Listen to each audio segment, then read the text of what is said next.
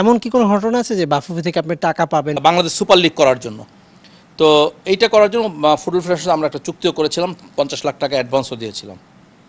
এইটা তো কোনো রিফান্ড নাই, কোনো কিছু নাই। আদৌ তারা এটা দেখিয়েছিল কিনা, কী করেছিল কিনা আমরা জানি না, সেটাকে আমরা এভাবেই গেল 17 বছর চলেছে দেশের ফুটবল। অর্থ লুটপাট, নির্দিষ্ট একটি রাজনৈতিক দলের ছত্রছায়ায় জবাবদিহিতাও নেই।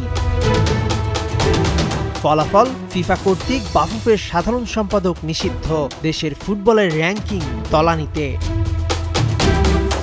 3 অক্টোবর শেষ হচ্ছে বাফুফেতে কাজী সালাউদ্দিন অধ্যায়। 26 অক্টোবর বাফুফে নির্বাচন, সেখানে যে জিতবে সেই আগামী 4 বছর চালাবে ফুটবল ফেডারেশন। কাজী সালাউদ্দিন আবারও নির্বাচনে দাঁড়ানোর ঘোষণা দিয়েছেন।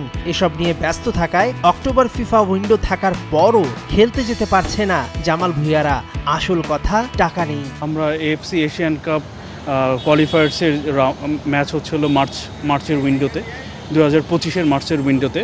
তো আমরা ওইখানে ভালো ফলাফলের জন্য আসলে আমরা প্রস্তুতি হিসাবে কিন্তু সেপ্টেম্বরের উইন্ডোটা ভুটানের সাথে 2টি ম্যাচ খেলেছি, এবং আমরা অক্টোবর এবং নভেম্বর পাশাপাশি 2টা অল্প সময়ের ব্যবধানেই আমাদের 2টা উইন্ডো।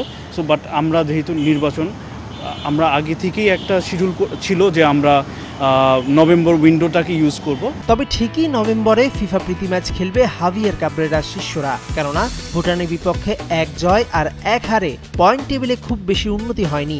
আগামী বছর মার্চে এশিয়ান কাপ বাছাই পর্বে পয়েন্ট না বাড়ালে খেলা কঠিন, যেখানে ইতোমধ্যে কোয়ালিফাই করেছে শ্রীলঙ্কার মতো দেশ। বাংলাদেশের সঙ্গে খেলতে একটি দেশ রাজিও আছে। গুঞ্জন ত্রিদেশীয় সিরিজ খেলার আমন্ত্রণও পেয়েছে। নভেম্বর উইন্ডোতে আমরা আসলে বিভিন্ন দেশের সাথে যোগাযোগ করছি, এবং অলরেডি আমাদের 2টা দেশ অলরেডি ইনভাইট করেছে একটা ত্রিদেশীয় টুর্নামেন্টের জন্য। আরেকটা যদি বলি, একটা দেশ বাংলাদেশে এসে খেলার, অথবা ওদের ওখানে যাওয়া যায় কিনা।